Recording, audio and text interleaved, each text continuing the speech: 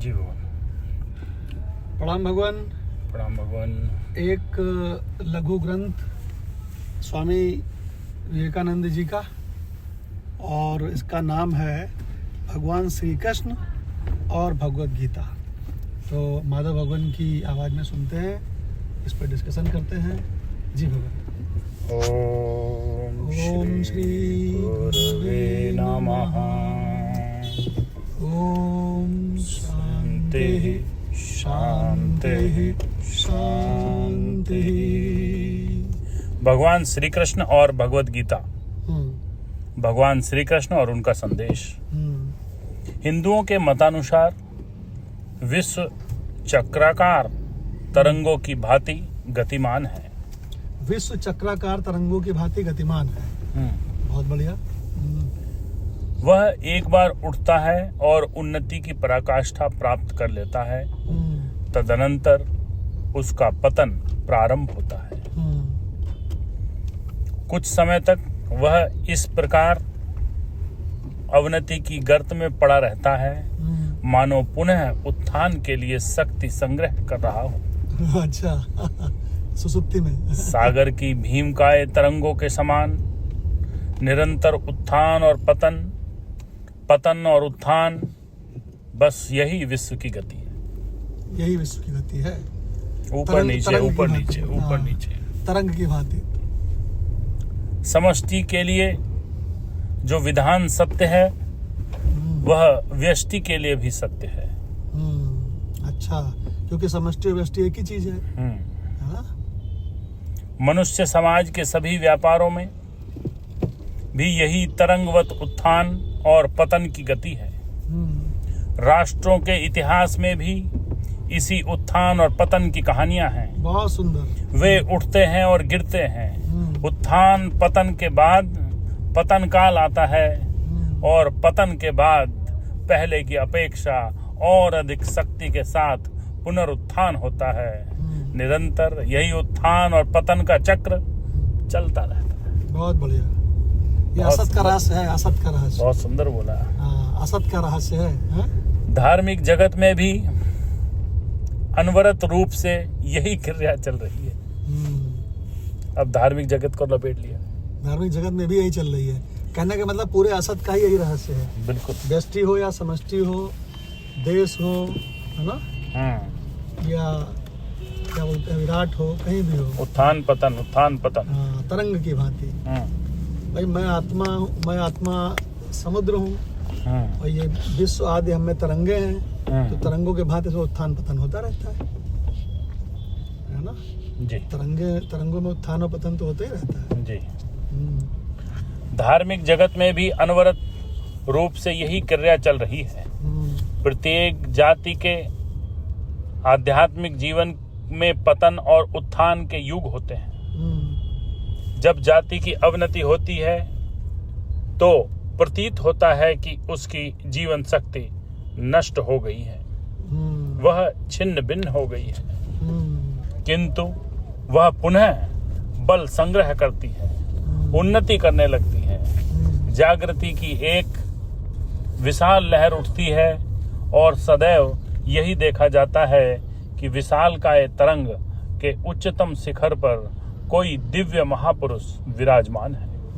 अरे वाह। और एक और जहां वे उस तरंग, उस जाति के अभ्युत्थान के शक्तिदाता होते हैं, वहीं दूसरी ओर वे स्वयं उस महती शक्ति के फलस्वरूप होते हैं। जो शक्ति उस अभ्युदय, उस तरंग का मूल है। ले आए ले आए अधिष्ठान के मूल तत्व। जो शक्ति उस अभ्युदय, उस तरंग का मूल है, इस प्रकार वे एक दूसरे पर क्रिया प्रतिक्रिया करते हैं, परस्पर सृष्टा एवं सृष्ट हैं, जनक एवं जन्य हैं। देखिए, ले आए अधिष्ठान और अध्यस्त को ले आए, है ना। सृष्टा एक सृष्टा है जो अधिष्ठान है, एक सृष्ट है। उसी तरह से एक जनक है और एक जन्य है, और एक जन्य है ना। वे एक और समाज को अपनी महान शक्ति से प्रभावित एवं अधिभूत करते हैं, तो दूसरी ओर समाज ही उनकी इस प्रचंड शक्ति के आविर्भाव का कारण होता है।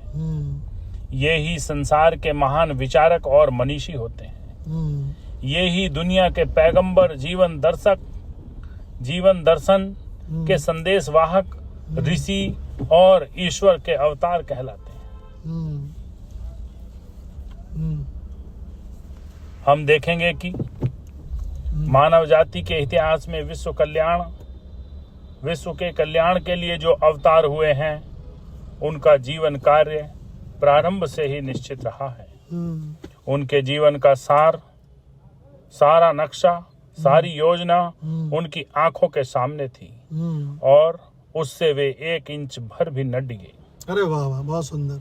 क्योंकि वे अपने जीवन के लिए एक कार्य लेकर आते हैं, अतः वे एक संदेश भी लेकर आते हैं और उसके संबंध में तर्क वितर्क नहीं करते। क्या तुमने ऐसे किसी पैगंबर या अवतार के संबंध में कुछ पढ़ा है, सुना है, जिसने अपने उपदेशों की युक्ति का आधार दिया हो, उपदेशों को युक्ति का आधार दिया हो? उनमें से किसी ने अपने विचार और कार्य की पुष्टि तर्क द्वारा नहीं की, और वे करते भी क्यों? वे तो सीधे शब्दों में सत्य को व्यक्त करना चाहते हैं। यस। वे तो सीधे शब्दों में जानते हैं।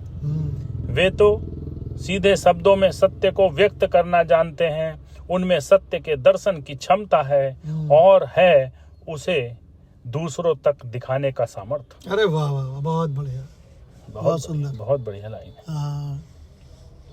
और है उसे दूसरों को दिखाने का सामर्थ्य। यदि तुम मुझसे पूछो कि ईश्वर है या नहीं, तो मैं कह दूं कि हाँ ईश्वर है, तो तुम झट मुझे अपनी युक्तियां बताने के लिए बाध्य करोगे। मुझ बेचारे को कुछ युक्तियां पेश करने के लिए अपनी सारी शक्ति लगा देनी पड़ेगी। किंतु यदि कोई ईसा से यही प्रश्न पूछता तो ईसा तत्काल उत्तर देते, हाँ ईश्वर है। और यदि तुम ईसा से इसका प्रमाण मांगते तो निश्चय ही ईसा ने कहा होता, लो यह ईश्वर तुम्हारे सम्मुख खड़ा है। क्या बात है। दर्शन कर लो। इस प्रकार हम देखते हैं कि इन महापुरुषों की ईश्वर विषयक धारणा साक्षात उपलब्धि प्रत्यक्ष दर्शन पर आधारित है, वह तर्कजन्य नहीं। बहुत सुंदर। उन्होंने क्या कहा कि लो यार ईश्वर तुम्हारे सम्मुख खड़ा है, लो दर्शन कर लो। लीजिए, उन्होंने बता दिया। विराट हिरण का व्याकरण सब जानते हैं वो। वे अंधकार में नहीं टटोलते,